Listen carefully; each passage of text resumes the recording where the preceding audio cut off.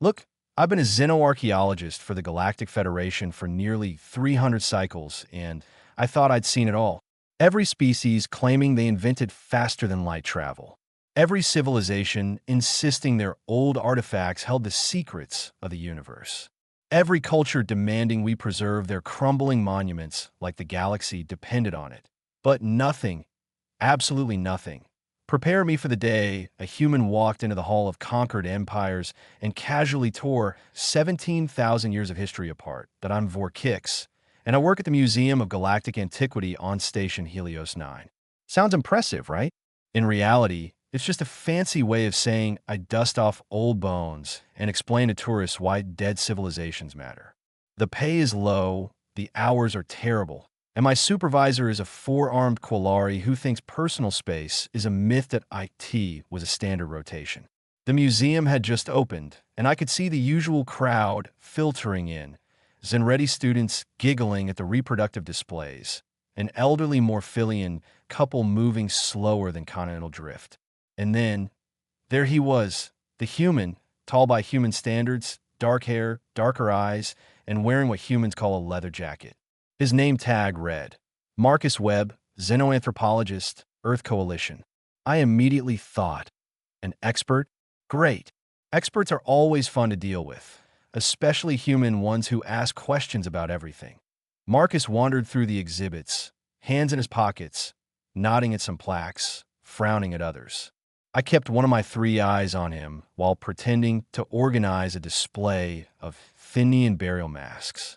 My species, the Kelzerans, have excellent peripheral vision, perfect for watching troublesome visitors, but Marcus ignored most of the hall. Quantum displacement drives? Skipped. Communication crystals? Ignored. Biological stasis chambers? Not a glance. He went straight to the hall of conquered empires. That, of course, he did. That I followed quietly. The hall was a monument to civilizations that rose, ruled, and fell. Artifacts from the Dralaxian hegemony, the Corvinth Dominion, the unified provinces of Kelmuth, all carefully authenticated and curated. The crown jewel was the skull of Emperor Thax the Unifier. According to every source, he united 73 warring clan states, created interstellar trade routes, and ruled for 67 years. Priceless, historic, untouchable. Marcus stopped in front of it, hand in pockets, head tilted. Curiosity turned to confusion. Then recognition that I should have walked away. I didn't. Fascinating, isn't it? I said, trying to sound professional. Marcus didn't look at me. He stared at the skull. Quick question, he said slowly. Why does it have human teeth? I blinked. All three of my eyes. I watched Marcus lean closer to the display case. His eyes narrowed, studying the skull as if it were a puzzle he had solved halfway before anyone else even noticed. Human teeth, he repeated, tapping his scanner against the glass. Human dental structure, human jaw formation. Everything points to, well, a human. I felt my three eyes spin in sequence. This is impossible. This skull, I said, trying to stay calm, is Emperor Thax of the Ventine Empire, one of the most studied artifacts in the galaxy. Verified multiple times. Peer-reviewed. 17,000 years of history confirm it. And you're telling me it's a human skull? Marcus shrugged. That irritating, confident human shrug. Not just human. Probably healthy, educated, wealthy. But yes, definitely human. And not ancient. Maybe 500 years old at most. I tried to laugh. I tried to argue. I tried to cling to any logical explanation. Convergent evolution, a rare coincidence, some unknown xenoanatomical similarity. Anything. No, Marcus said calmly. Teeth don't lie. Not the number, not the shape, not the arrangement. This is human. End of story. I swallowed hard. My tertiary heart, the one that only beats under extreme stress, started racing. The last time it kicked in, I accidentally triggered a Vanian death curse. I didn't survive that well, and I sure as heck didn't want to repeat it. Then how? I demanded. How is it in our museum? How did a human skull replace one of the greatest emperors in history? Marcus grinned. It was not a friendly grin. That's the interesting part. I think the answer is going to be fun. Before I could respond, he pulled out a small device from his jacket, some kind of portable scanner, and pointed it at the display. Data streamed across its tiny screen. Beeps confirmed every terrifying suspicion. Human. DNA markers match Homo sapiens. Earth origin. Bone is roughly 470 years old. Chemical composition indicates exposure to normal Earth conditions. The last century? Artificial preservation. My tertiary heart practically did gymnastics. This wasn't just impossible, it was career-ending. The skull had been in our collection for over 200 years. Multiple experts verified it. Thousands of visitors assumed it was Emperor Thax himself. And now, a human had just torn the foundation of our historical record to pieces that I took a deep breath, trying to calm the panic clawing at my mind. We need independent verification. Multiple labs. Cross-reference everything. We can't just rely on your handheld device. Marcus nodded. Already done. I sent the data to 3 xenobiology labs. Should hear back in an hour. Meanwhile, he tilted his head, eyes darkening. Who benefits from everyone believing a human skull is an ancient alien emperor? I froze. This isn't just about a fake artifact. The museum had been my life for 300 cycles. My routines, my careful verifications, my reputation, all built on the assumption that we were the authority on galactic history. And now, every single artifact, every verified piece of history, was potentially a lie that I glanced at Marcus. His gaze pinned me like a predator sizing up prey. The question hung in the air, who pulled off the ultimate historical deception? And deep down, I knew this was just the beginning. I barely had time to process what Marcus had just revealed before my communicator buzzed. My stomach dropped. Of course, it's my supervisor. The message was simple.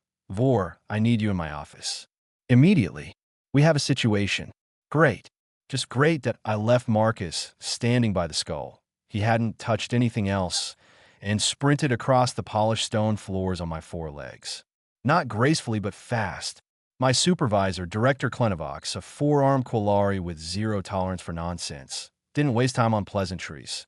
Her office looked deliberately bland, boring enough to remind everyone that no matter how fascinating the artifacts are, bureaucracy rules here.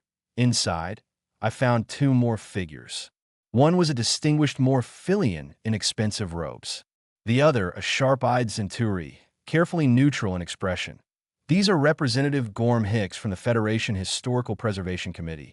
Director Vox said, her voice calm but deadly, and Miss Tyler Rash, legal counsel for the Museum Accreditation Board. They have questions about your Ventine collection. Oh no, I muttered. Oh no, oh no, oh no. Representative Hicks's voice was gravelly and tired. Reports suggest that artifacts in your collection may not be authentic. Detailed molecular analysis, genetic sequencing, and historical documentation indicate widespread fraud. Reports filed by a human xenoanthropologist named Marcus Webb. My mind short-circuited. Marcus Webb, the human in my museum. Miss Rash activated a holographic display that made my vision blur. He has already published preliminary findings to 3 academic journals, posted raw data to public databases, and submitted formal complaints to multiple governmental bodies across 6 star systems. I tried to breathe. Failed. Director Vox's 4 eyes bore into me. Vor, please tell me the skull of Emperor Thax, the centerpiece of our museum, is not actually a human skull planted by a known criminal. I opened my mouth, closed it, opened it again. I would love to tell you that, I said finally. But telling the truth and telling you what you want to hear are mutually exclusive right now. The silence that followed was heavy. A supernova before collapse, kind of silence that I explained Marcus's findings.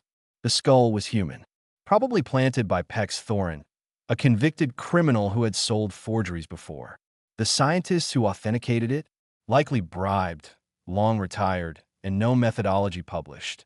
Representative Hicks asked quietly, how many other artifacts have you personally verified? I had no good answer. Most artifacts had been authenticated decades or centuries before I arrived.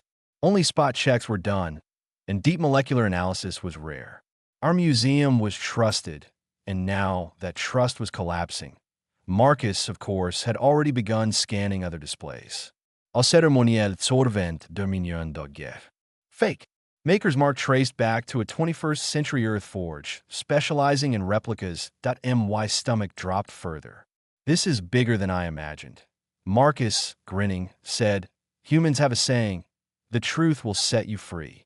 But first, it makes you very, very angry." He was right. In a few months, the Museum of Galactic Antiquity would close for a complete audit. 47% of our artifacts were forgeries. Other major museums discovered similar problems. Historians were stripped of credentials.